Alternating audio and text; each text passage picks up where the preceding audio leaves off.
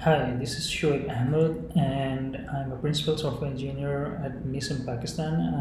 I'm based in Lahore office, and I'm here to represent my team, the Explorers. So we have chosen Web 3.0 as a technology for the sake of this hackathon, and the solution that we are going to present is something like decentralized data storage. So these are the members of our team, and the respective roles and designations are mentioned. So let's talk about the problem statement. We know that there are plenty of big giants, big companies that are providing the data storages on a larger scale. And apart from the benefits that we are seeking from these, there are certain limitations that we might need to consider once we face certain situations like single point of failure. They have security risks. Sometimes you face scalability challenges, and the latency concerns are there as well. And then we know that the data ownership and control is kind of limited up to some extent. Let's say if service is down, and then or maybe if some company is scanning, then the data loss can be a big problem, right? So there are certain limitations that we're facing with the existing centralized solutions. So how we can overcome these situations? Let's come to the solution. So we found out that there are certain decentralized storage solutions that are already in the market and working on a bigger scale as well. One of these is Storj, and we have seen that the limitations that we were seeing in the previous screen, all these can be catered well if we try to adapt these kind of solutions. As you can see, the improved security is there, scalability is there, privacy control, latency, and private or public data ownership.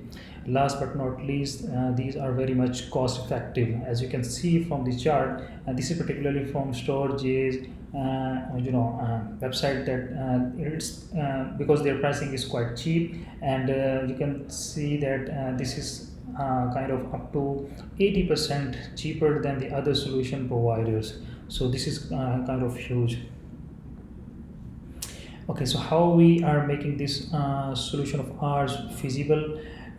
For now, we have tried to make use of the existing decentralized storage, which is Storage. Because of the time constraints, we know that we would not be able to fulfill our, to complete our own, blockchain network.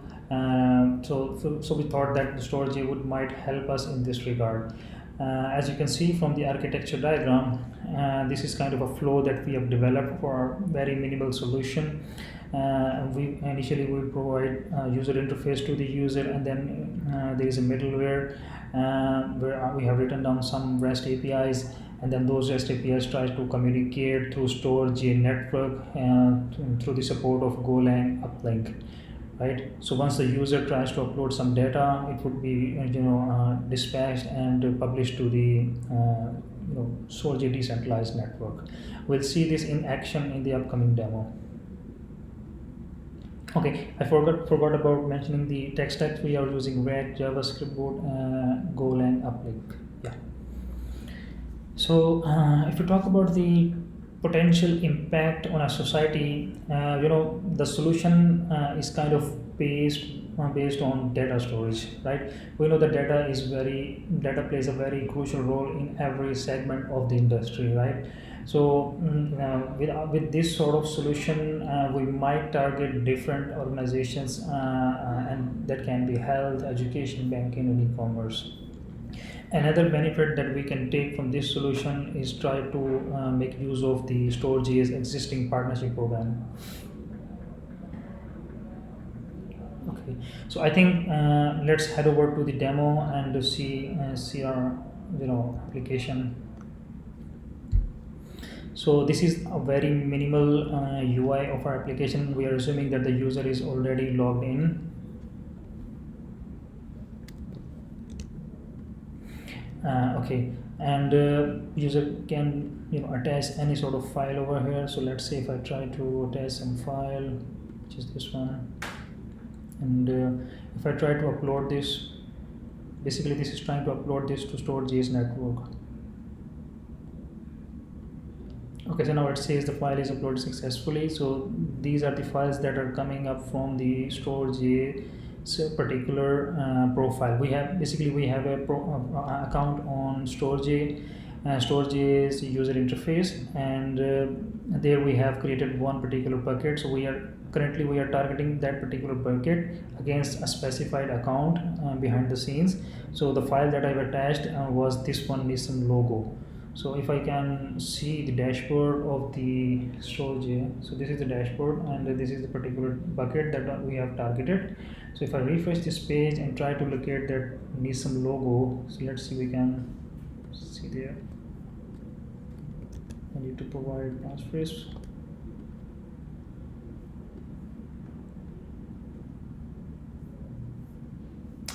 Okay, so here we can see that the Nissan logo that we have uploaded recently.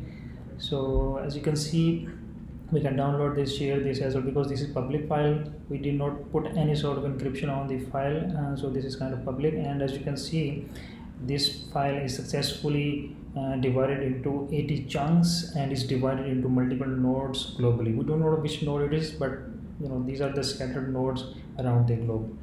So this is how our solution is working for now. And yes,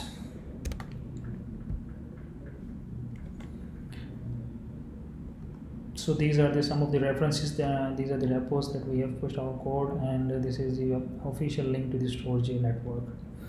Thank you for watching it. Hope you have enjoyed listening to it.